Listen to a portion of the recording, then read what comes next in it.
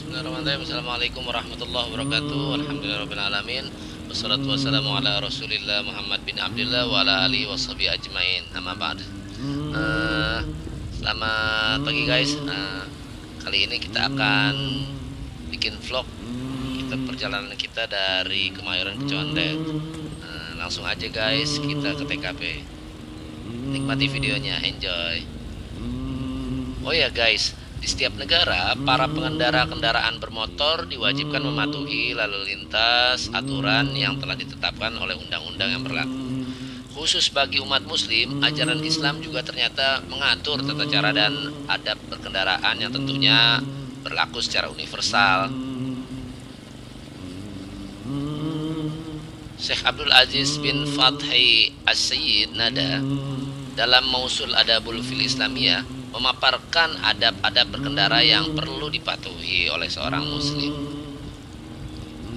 Pertama, niat yang baik. Seorang muslim ketika naik kendaraan atau menggunakan alat transportasi harus meniatkan diri untuk mencapai tujuan yang benar.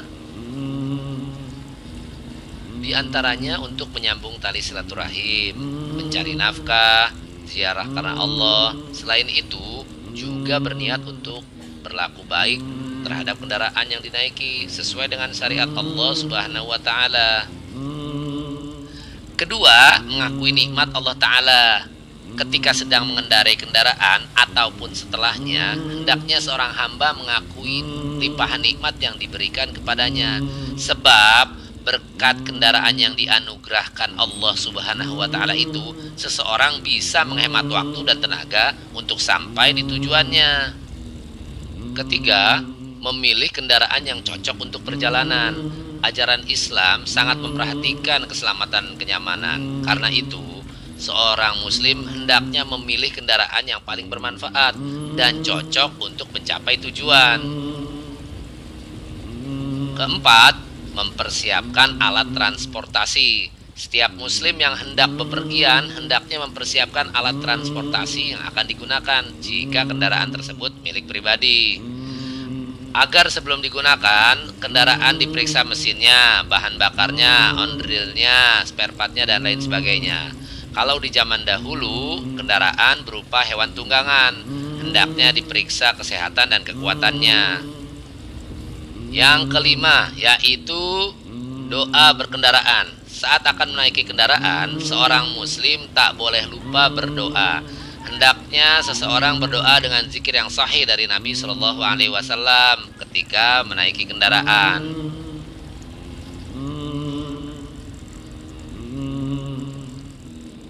Berikut doa ketika akan naik kendaraan. Alhamdulillah, subhanalladzi sakhkhara lana hadza wa ma kunna lahu mukrinin wa inna ila rabbina lamunqalibun. Yang artinya, segala puji bagi Allah, Maha Suci Zat yang telah menundukkan bagi kami kendaraan ini, padahal sebelumnya kami tak dapat menguasainya.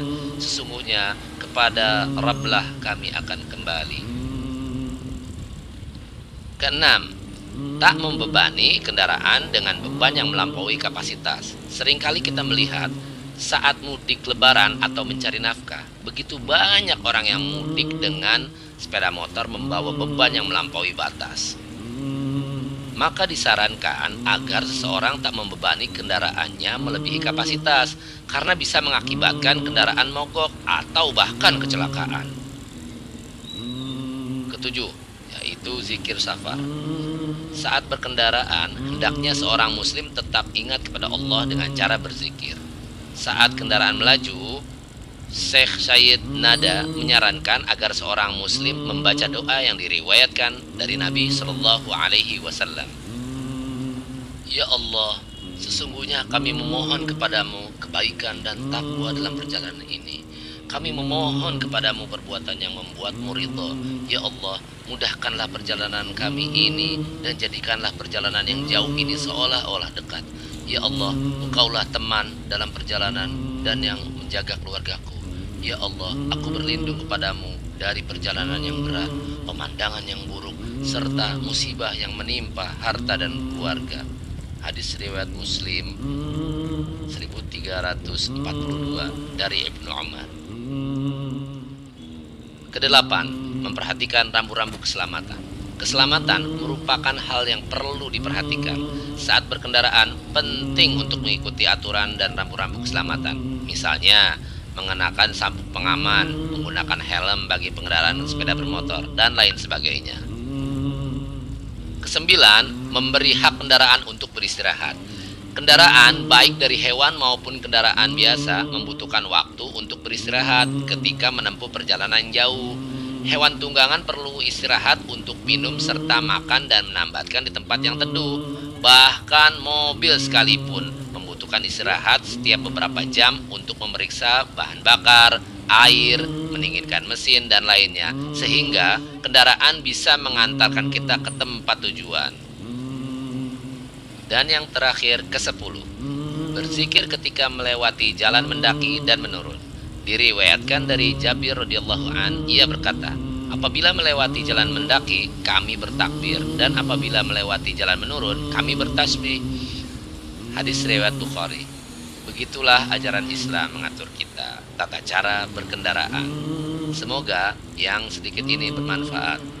Subhanakallahumma wa bihamdika asyhadu an la ilaha illa anta astaghfiruka wa atubu ilaik. Assalamualaikum warahmatullahi wabarakatuh.